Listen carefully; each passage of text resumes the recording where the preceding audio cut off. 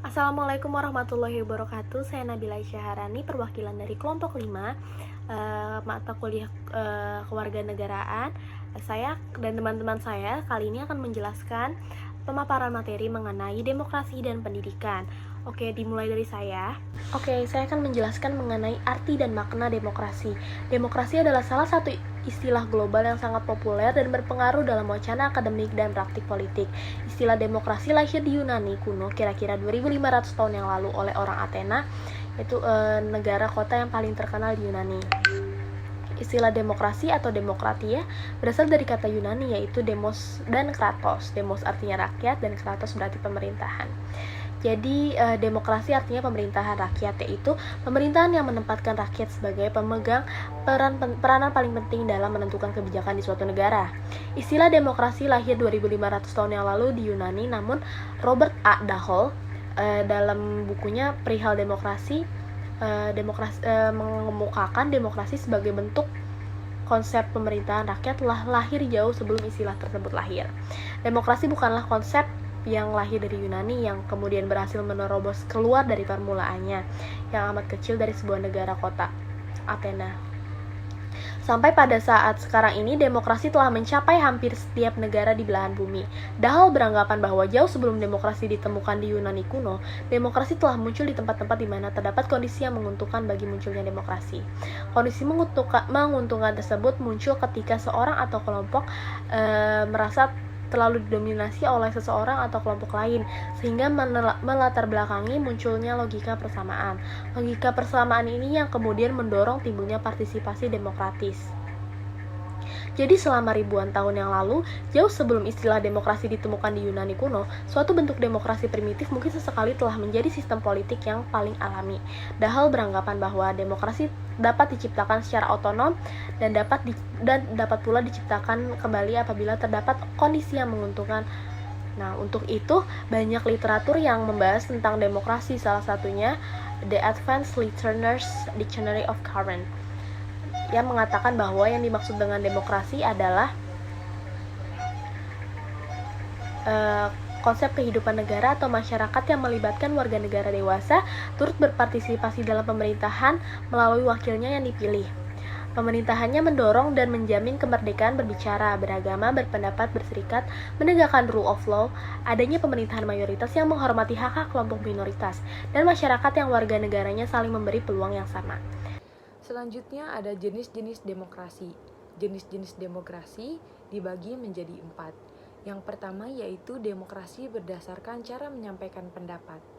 Demokrasi berdasarkan cara menyampaikan pendapat dibagi menjadi 3. Yang pertama yaitu demokrasi langsung. Dalam demokrasi langsung, rakyat diikutsertakan dalam proses pengambilan keputusan untuk menjalankan kebijakan pemerintahan. Yang kedua yaitu demokrasi tidak langsung atau demokrasi perwakilan. Demokrasi ini dijalankan oleh rakyat melalui wakil rakyat yang dipilihnya melalui pemilu. Yang ketiga yaitu demokrasi perwakilan dengan sistem pengawasan langsung dari rakyat. Demokrasi ini merupakan campuran antara demokrasi langsung dengan demokrasi perwakilan. Rakyat memilih wakilnya untuk duduk di dalam lembaga perwakilan rakyat, tetapi wakil rakyat dalam menjalankan tugasnya diawasi oleh rakyat melalui referendum dan inisiatif rakyat.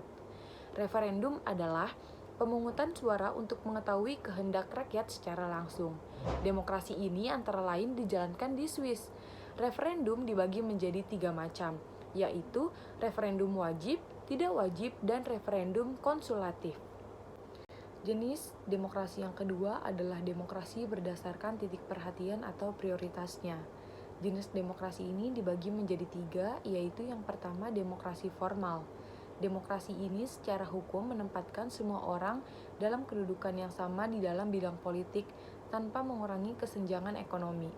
Yang kedua yaitu demokrasi material.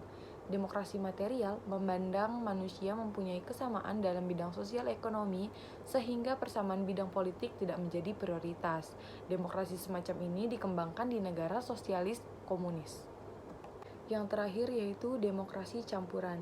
Demokrasi ini merupakan campuran dari kedua demokrasi sebelumnya. Demokrasi ini berupaya menciptakan kesejahteraan seluruh rakyat dengan menempatkan persamaan derajat dan hak setiap orang. Jenis yang ketiga yaitu demokrasi berdasarkan prinsip ideologi. Jenis demokrasi ini dibagi menjadi dua. Yang pertama yaitu demokrasi liberal. Demokrasi ini memberikan kebebasan yang luas pada individu. Campur tangan pemerintah diminimalkan, bahkan ditolak. Selanjutnya yaitu demokrasi rakyat atau demokrasi proletar. Demokrasi ini bertujuan menyejahterakan rakyat. Negara yang dibentuk tidak mengenal perbedaan kelas. Jenis demokrasi yang terakhir yaitu demokrasi berdasarkan wewenang dan hubungan antara alat kelengkapan negara. Jenis ini dibagi menjadi dua. Yang pertama yaitu demokrasi sistem parlementer. Ciri-ciri pemerintah parlementer antara lain sebagai berikut. Yang pertama, DPR lebih kuat dari pemerintah. Yang kedua, menteri bertanggung jawab pada DPR. Selanjutnya, program kebijaksanaan kabinet disesuaikan dengan tujuan politik anggota parlementer. Yang terakhir yaitu kedudukan kepala negara sebagai simbol tidak dapat diganggu-gugat. Selanjutnya yaitu demokrasi sistem pemisahan atau pembagian kekuasaan atau yang biasa kita sebut presidensial. Ciri-ciri pemerintahan yang menggunakan sistem presidensial adalah sebagai berikut. Yang pertama yaitu negara dikepalai oleh presiden. Selanjutnya, kekuasaan eksekutif presiden dijalankan berdasarkan kedaulatan yang dipilih dari dan oleh rakyat melalui badan perwakilan. Selanjutnya, yaitu presiden mempunyai kekuasaan mengangkat dan memberhentikan menteri. Selanjutnya, menteri tidak bertanggung jawab kepada DPR, melainkan kepada presiden. Yang terakhir yaitu presiden dan DPR mempunyai kedudukan yang sama sebagai lembaga negara dan tidak dapat saling membubarkan. Selanjutnya ada nilai-nilai demokrasi. Demokrasi tidak hanya menyangkut sistem politik saja, tetapi juga mengandung sistem nilai yang dianut oleh negara demokrasi itu sendiri. Hal yang paling utama dalam menentukan berlakunya sistem demokrasi di suatu negara ialah ada atau tidaknya asas-asas demokrasi pada sistem itu, yaitu pengakuan hak-hak asasi manusia sebagai penghargaan terhadap martabat manusia dengan tidak melupakan kepentingan umum. Selanjutnya adanya partisipasi atau dukungan dari masyarakat kepada pemerintah. Jika dukungan rakyat tidak ada, sulit bagi pemerintah itu untuk dikatakan pemerintah demokrasi.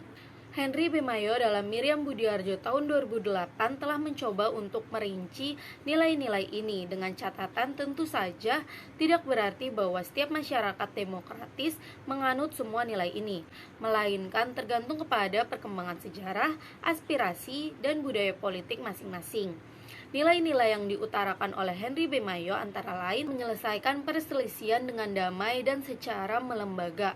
Yang kedua, ada menjamin terselenggaranya perubahan secara damai dan dalam suatu masyarakat yang sedang berubah. Yang ketiga, ada menyelenggarakan pergantian pemimpin secara teratur. Yang keempat, ada membatasi pemakaian kekerasan seminimal mungkin. Yang kelima, ada mengakui dan menganggap wajar adanya keanekaragaman. Yang keenam, ada menjamin tegaknya keadilan. Nah, dengan demikian untuk melaksanakan nilai-nilai demokrasi perlu diselenggarakan beberapa lembaga, yaitu pemerintah yang bertanggung jawab.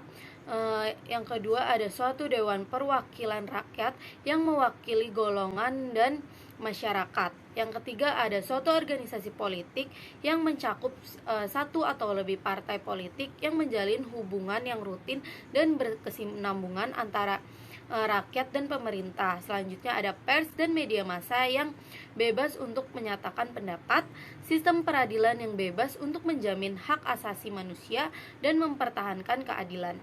Selanjutnya ada keunggulan demokrasi. Sebagai suatu sistem, demokrasi dapat ditandai dengan ciri-ciri yang melekat pada istilah demokrasi. Nah, berikut ini adalah keunggulan dari sistem demokrasi, yaitu satu, keputusan diambil berdasarkan suara rakyat atau kehendak rakyat. Yang kedua, kebebasan individu dibatasi oleh kepentingan bersama. Yang ketiga, kekuasaan merupakan amanat rakyat. Segala sesuatu yang dijalankan pemerintah dilakukan untuk kepentingan rakyat. Yang keempat, kedaulatan ada di tangan rakyat. Lembaga perwakilan rakyat mempunyai kedudukan penting dalam sistem kekuasaan negara.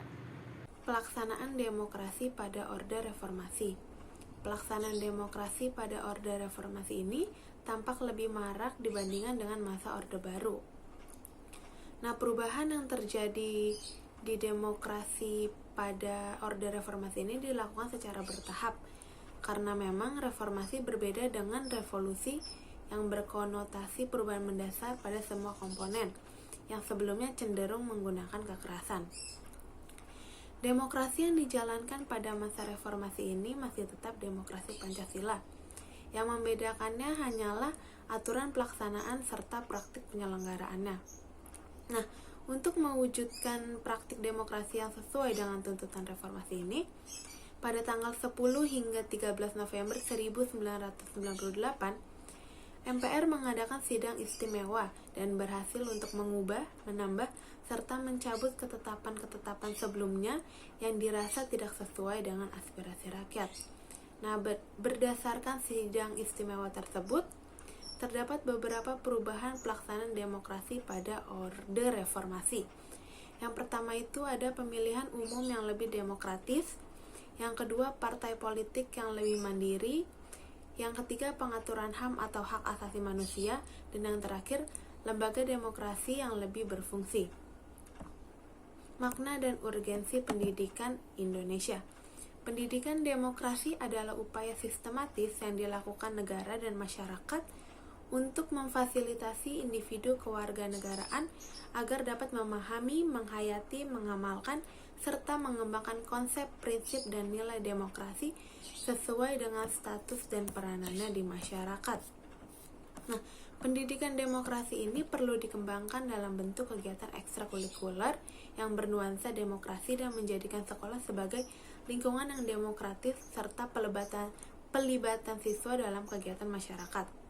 Nah, hal ini itu dilakukan agar demokrasi ini tidak hilang dari pendidikan Indonesia. Dengan dikembangkannya pendidikan demokrasi yang bersifat multidimensional ini, memungkinkan para siswa dapat mengembangkan serta menggunakan seluruh potensi sebagai individu dan warga negara dalam bermasyarakat, berbangsa, bernegara yang demokratis. Demokrasi dan pendidikan, ini adalah contoh kasusnya. Demo mahasiswa, buruh, dan pelajar diwarnai kericuhan di berbagai daerah di Indonesia. Gelombang demonstrasi terjadi sejak tanggal 6 hingga 9 Oktober lalu. Di Jakarta, demonstrasi pada tanggal 8 Oktober terkonsentrasi di kawasan Istana Negara. Sejumlah fasilitas umum rusak akibat kericuhan antara demonstran dengan aparat. Menko Polhukam Mahfud MD dan Menko Perekonomian Airlangga Hartarto menyatakan demo mahasiswa, buruh, dan pelajar ditunggangi oleh elit dan kelompok tertentu. Namun mereka tak mengungkapkan dalang dalam demo tersebut. Mahfud menyatakan bakal menindak tegas pelaku kerusuhan dan elit yang menunggangi masa aksi tersebut. Di sisi lain, Badan Eksekutif Mahasiswa atau BEM seluruh Indonesia membantah aksi mereka tersebut ditunggangi oleh elit. BEM seluruh Indonesia menegaskan demo mahasiswa murni mewakili aspirasi keresahan masyarakat atas pengesahan Omnibus Law Cipta Kerja oleh DPR dan pemerintah. Ketua Aliansi Badan Eksekutif Mahasiswa seluruh Indonesia berpendapat bahwa aksi tolak Omnibus Law murni berdasarkan keresahan dan kepentingan rakyat yang tidak diakomodir oleh ketidakbecusan Dewan Perwakilan Rakyat dan pemerintah. Studi kasus dan pembahasan. Pada tahun 2020 lalu, demonstrasi besar terjadi di berbagai wilayah Indonesia untuk menolak Undang-Undang Cipta Kerja. Demonstrasi ini dilakukan oleh berbagai kalangan, mulai dari buruh, mahasiswa, petani, dan masih banyak lagi. Masyarakat yang tidak terima dengan kebijakan tersebut turun ke jalan dan memenuhi gedung DPRD agar dapat didengarkan suara dari pikirannya. Demonstrasi ini berujung anarkis hingga merusak fasilitas umum karena kericuhan antara aparat dengan demonstran. Perlu diketahui bahwa demonstrasi ini memiliki kekuatan politik tersendiri. Hal ini tidak bisa dipungkiri mengingat demonstrasi adalah media untuk menyampaikan suara rakyat. Sebagai negara demokrasi, rakyat memiliki hak dan kewajiban untuk mengambil bagian dalam kehidupan berbangsa dan bernegara. Hal inilah yang melandasi rakyat untuk menyampaikan rasa ketidakpuasannya terhadap kinerja DPR yang terkadang bertolak belakang dengan keinginan rakyat melalui demonstrasi. Pemerintah selalu menyuarakan komitmennya dalam menjaga demokrasi, tapi pada kenyataannya, banyak kebijakan serta tindakan pemerintah yang represif dan anti-demokrasi dihasilkan di bawah kepemimpinannya. Sikap aparat keamanan dalam mengamankan aksi demonstrasi di berbagai kota yang menolak Undang-Undang Cipta Kerja juga diwarnai tindakan represif anti-demokrasi. Ribuan orang dan ratusan mahasiswa ditangkap serta banyak aktivis yang ikut ditahan. Bahkan pemerintah juga memberi sanksi kepada universitas yang mahasiswanya terlibat dalam aksi unjuk rasa.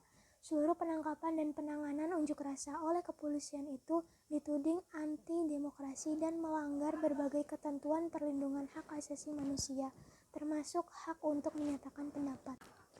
Faktanya, demokrasi yang baik adalah demokrasi yang mengizinkan warga negaranya untuk berpartisipasi baik secara langsung atau melalui perwakilan dalam perumusan, pengembangan, dan pembuatan hukum atau kebijakan. Negara penganut sistem demokrasi juga harus memberikan kebebasan untuk rakyatnya dalam menyampaikan pendapat. Namun, apabila prinsip demokrasi ini tidak diimbangi oleh literasi politik dan pengetahuan yang baik, kebebasan berpendapat bisa disalahgunakan sehingga berpotensi memicu konflik sosial politik di kalangan masyarakat. Oleh karena itu, pemerintah harus selalu terbuka dengan kebijakan yang dibuat dengan memerhatikan keadaan rakyatnya. Cukup sekian presentasi dari kelompok 5. Kurang lebihnya mohon maaf. Wabillahi taufiq wal hidayah. Wassalamualaikum warahmatullahi wabarakatuh.